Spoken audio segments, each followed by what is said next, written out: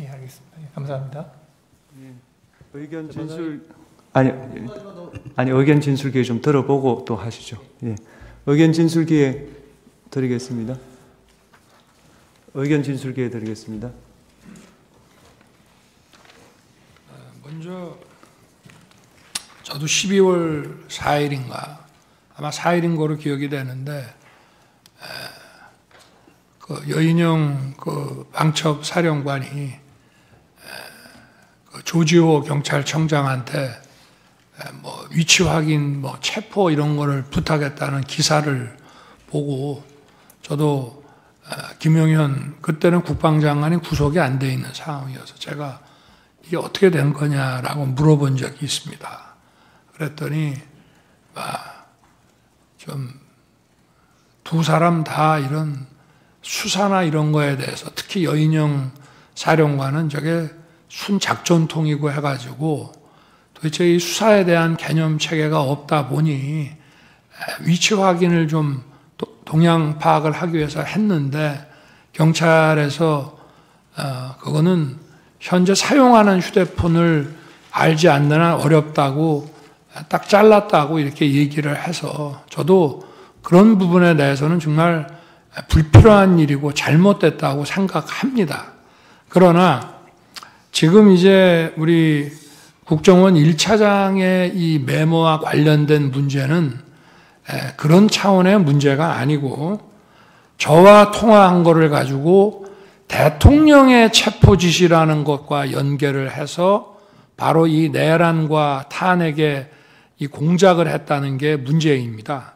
지금 제가 그 당시에는 지난번에도 말씀을 드렸지만 국정원장이 미국 출장을 갔는지 여부에 대해서 좀 오해가 있다 보니까 사실은 직무대리인 1차장에게 통화를 하게 된 그러면서 지금 이런 상황이 지금 발생을 했다고 지난번에도 말씀을 드렸는데요.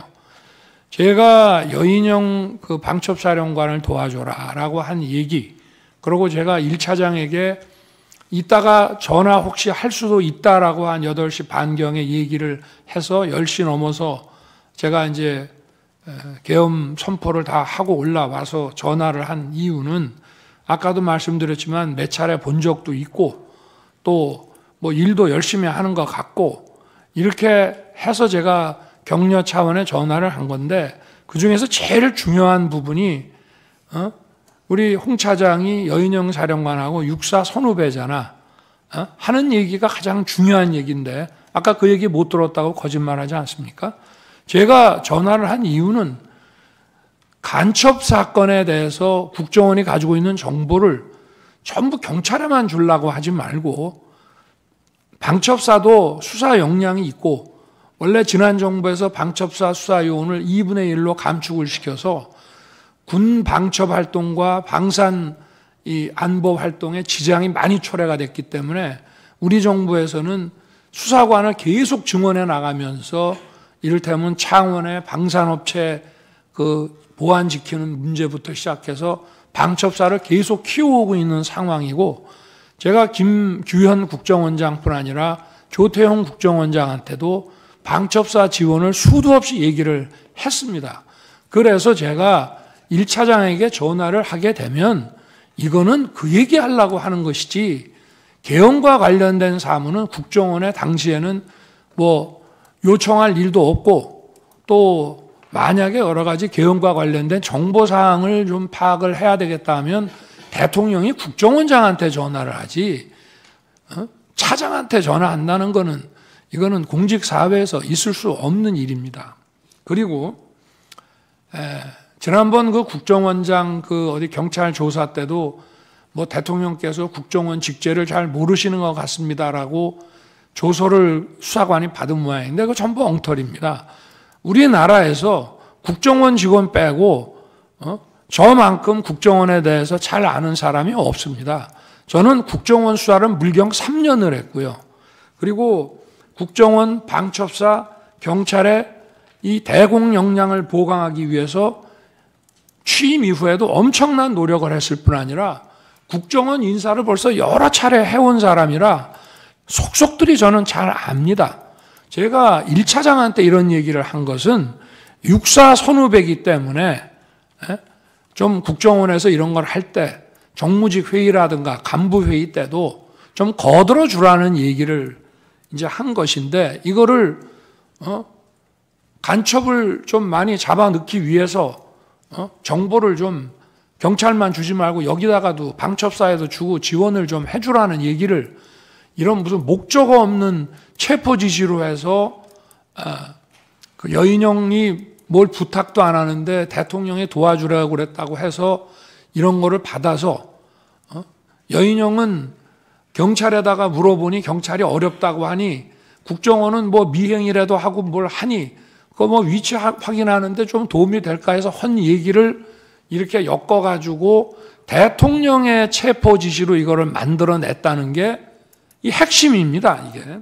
그래서 이 메모를 아까도 왜, 자, 지금 12월 3일 날 밤에 저 국정원은 뭐 신출귀몰 안 되고 뭐 저 영장 없이도 이렇게 수사권이 없어도 뭐 좀 미행이라든지 뭐 정보 활동을 통해서 사람 어디 있는지를 알아낼 수 있지 않는가라는, 뭘 잘 모르는 사람의 이런 부탁을 받아서 미친놈 말도 안 되는 소리 하네라고 했다고 하면서 그거를 또 한 번 계속해서 이 메모를 만들어 가지고 있다가 자기가 12월 5일 사표 내고 6일 날 해임이 되니까 이걸 가지고 대통령의 이 체포 지시다라고 이거를 엮어낸 것이 바로 이 메모의 그 핵심이라고 저는 말씀드리고 싶습니다. 그리고 아까 국정원장에게 대통령이 방첩사 지원하라고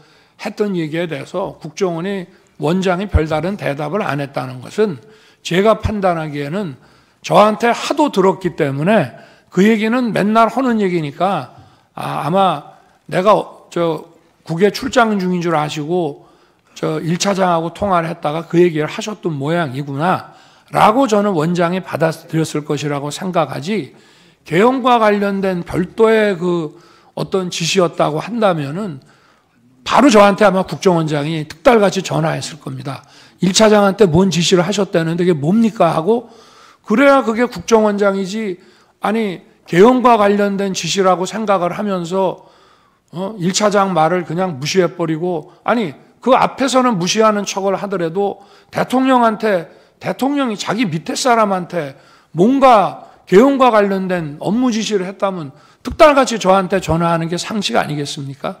그거는 수도 없이 들었기 때문이고, 지난번에도 왜 한번 재판관님께서 어떤 그 작년 그 상반기 총선 전에 어떤 그 안가 자리에 그 여인형 방첩사령관이 거기에 왜 참석했냐고 한번 물어보신 것 같은데, 그 자리가 바로 국정원 보고 방첩사 지원해 주라고 하는 그런 자리입니다. 그렇기 때문에 그 말씀을 좀 드리고요. 그리고 아까 그 무슨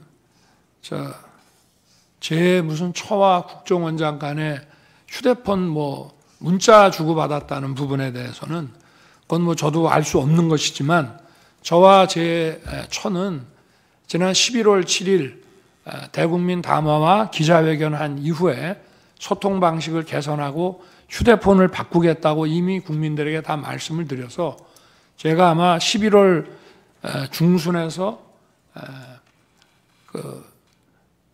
남미 G20하고 APEC 출장 가기 직전 아니면 그 직후에 휴대폰을 바꿨습니다. 그래서 비화폰을 저 같은 경우에는 국정원장하고 썼고요. 아마 제 아내는 국정원장이 안보실장이던 시절에는 전화번호를 가지고 있었을지 모르지만 휴대폰을 이렇게 그 비화폰 아닌 개인 휴대폰을 바꾸고 원래 휴대폰을 다 없애버렸기 때문에 저는 그 통화 내역이 어떤 건지 사실 좀 궁금합니다. 네, 이상입니다. 네, 추가 5분 드리겠습니다. 추가 신문하십시오. 증인이 해임 통보를 받은 게